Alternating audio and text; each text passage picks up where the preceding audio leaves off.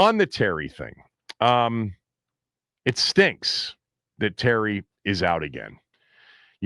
I don't have, and I know some of you do, and that's fine. I'm not knocking you for this. I don't have an opinion that's hard and fast and unmovable on whether or not Terry's holdout and missing training camp is why he's injured for the first time in his career, really. I don't know how anybody could know for sure. It is certainly possible. I'm not denying the possibility that a soft tissue injury is because he didn't get into the best football shape that he could have gotten into. But there's actually no way to prove that. It just stinks that he and Jaden have played a total of 2 games together this year. That's it. 2. I had this from, our friend Ian. Ian heard me talk about injuries yesterday, and he sent me the following. He said, I don't know where it is now. He essentially said something to the effect of, this isn't about injuries. This is about a GM developing a bad and old roster. And it's just really not accurate. I mean, you can say that they're an old roster because it's true. They are an older roster. That's not debatable, but the injuries aren't happening to their old players. That's not necessarily what's gone on here. The injuries, their 3 oldest starters have barely missed plays, let alone games. And by the way, they're on 1-year deals. Here's the Ian tweet.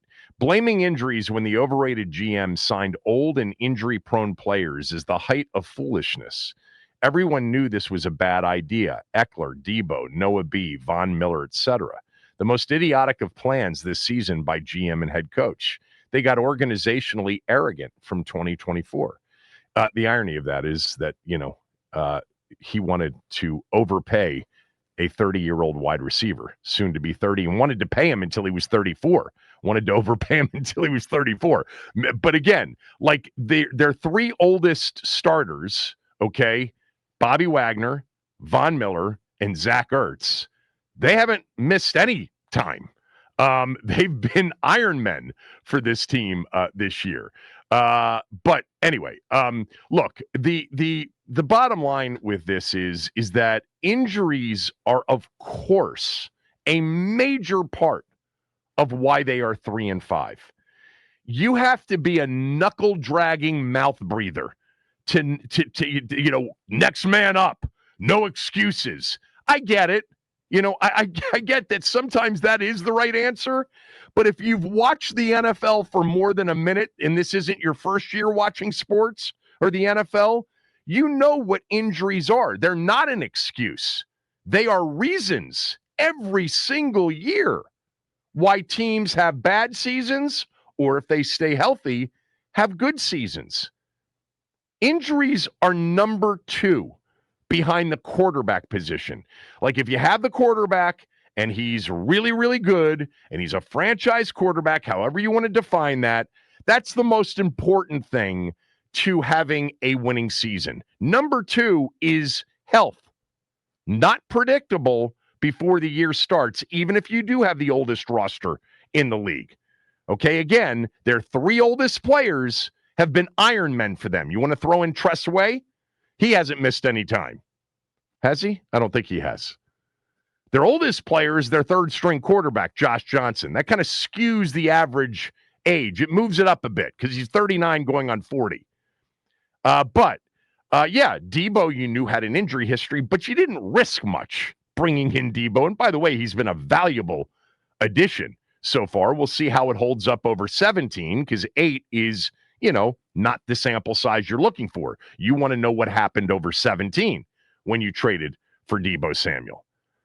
But in determining games and seasons, injuries are no worse than number 2 on the most impactful things.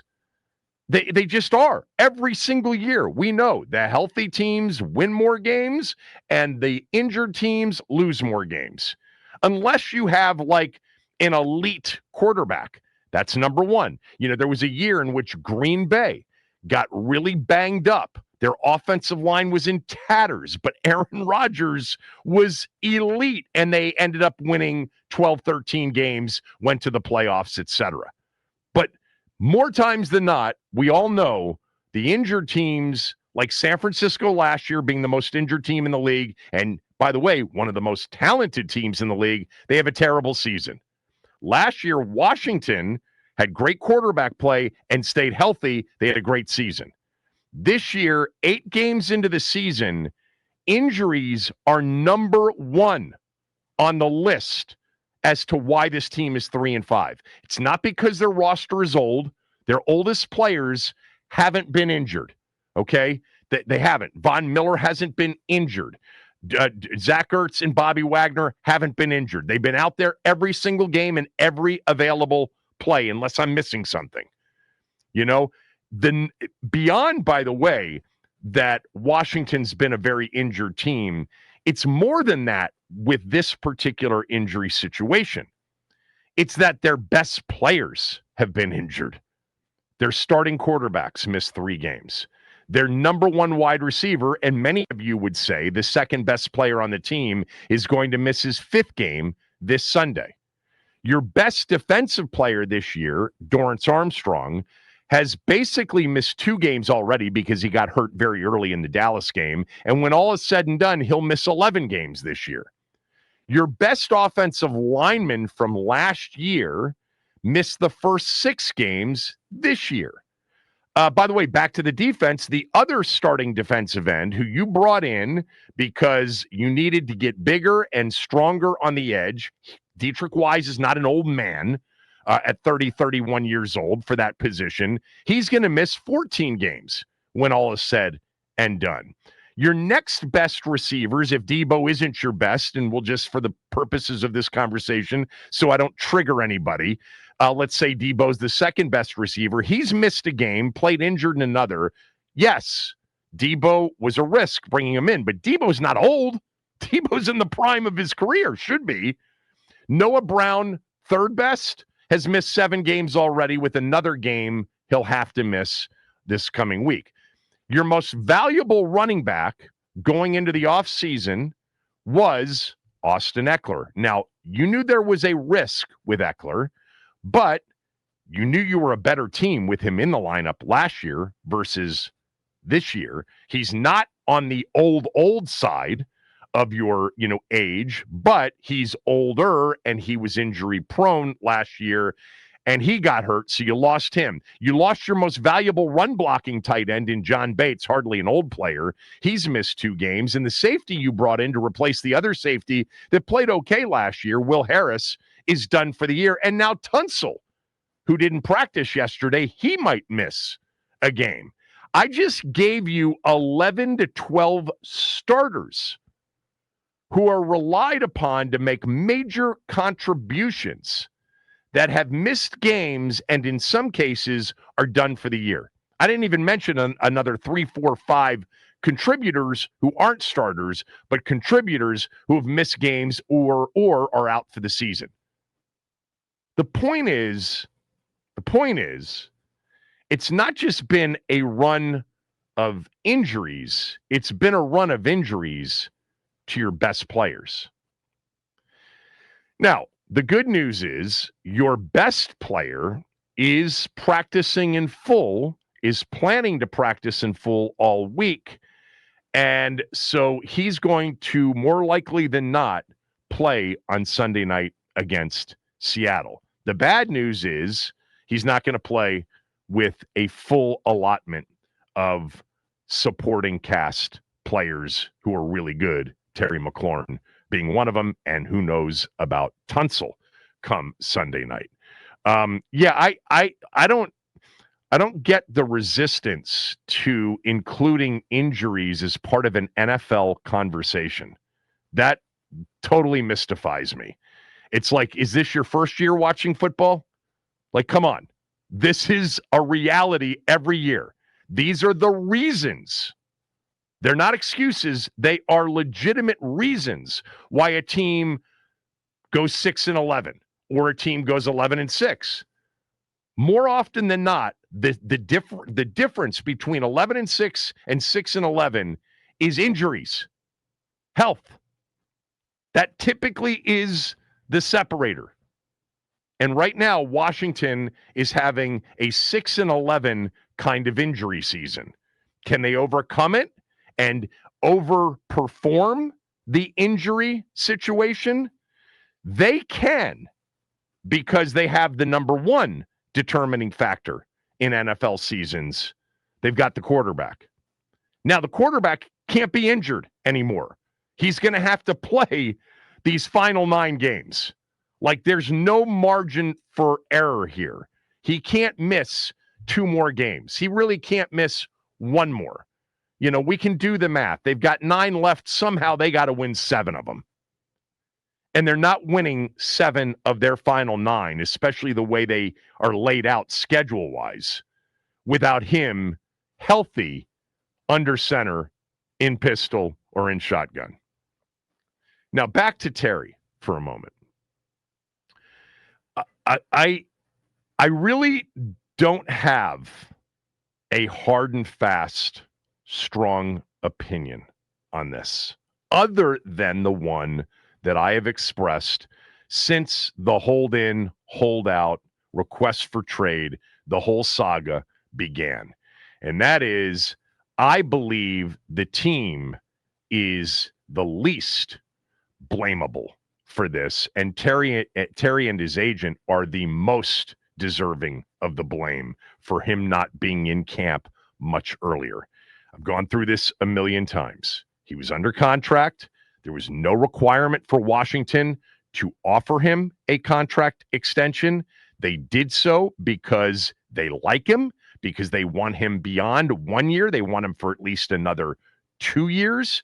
And they went to him with an offer that he and his agent were insulted and hurt by, because they believed Terry was at the top of the heap when it came to wide receivers in the NFL. I believe personally that's delusional. And that's where it started, and it was very difficult to recover until there was no more time, and Washington essentially said, this is it, dude, take it or leave it. And he took it, which, by the way, was the right thing for him to do, because there's no chance anybody was going to give him $45 million in guaranteed money next year if he made it to free agency. Not to mention the team would have controlled his rights via the franchise tag. So I actually think Terry ultimately did the right thing. I thought it was going to be no more than $50 million guaranteed, which the team was willing to go to 45, but they also have a lot on the come. If Terry ends up being the player for the next few years until he's 33, 34 years old that he thinks he can be, because he didn't have the same wear and tear as he pitched us after the Eastern Motors ad sometime in July about, you know, why he believes he's a different 30-year-old and will be a different 31, 32, 33, and 34-year-old than other receivers. That opportunity exists for him to end up making the kind of money. You know, there's a lot on the come there. The team built that into, hey, if you perform, ultimately at 34 years old, if you're still with us, you'll end up getting close to what you wanted. But they were never going to guarantee that, ever, nor should they have. Now, that's my position on that, but that's not what I want to ask you. I want to ask you now, do you want to go back to the summer here on the eve of Halloween and say, I told you so? Or do you just want to say, bad luck? Quad injury could have happened had he been in camp the entire time. And it just was bad luck that he got injured for the first time in his career. Is this a back to the summer, I told you so moment for you? Because many of you are going to call me and say, I told you so. Let me be clear on this. Paulie, who is one of my all-time favorites, really is, despite the fact that we yell at each other. I love him dearly, and I think he's got a great takes, and I think he's smart, and I always enjoy having him on the show. And I remember this sometime in July. He was the first to say, you know what this is going to lead to if he keeps holding out. And I said, what? And he said, a soft tissue injury. It just seems to happen all the time to the guys that hold out for a long period of time. They never have a healthy season. There isn't a lot of data on that. There is some data from 2020 when there wasn't, an off season and there weren't preseason games. Remember, there weren't preseason games. There was training camp during COVID in the summer of 2020. And there were more soft tissue injuries that particular season. They increased slightly. That's the one data point you could use. But for holdouts, generally in a normal season, there's not a lot of hard data. But it does seem, and when he said that, I said, it does seem like that seems to happen when guys miss camp. So we certainly talked about that possibility. Paulie brought it up. Many of you agreed with him. But are you here on October 30th, 8 games into the season, and he's about to miss his 5th game? Are you here to say, told you so, and you can elaborate on that? Or it just sucks, it's bad luck, would have happened anyway?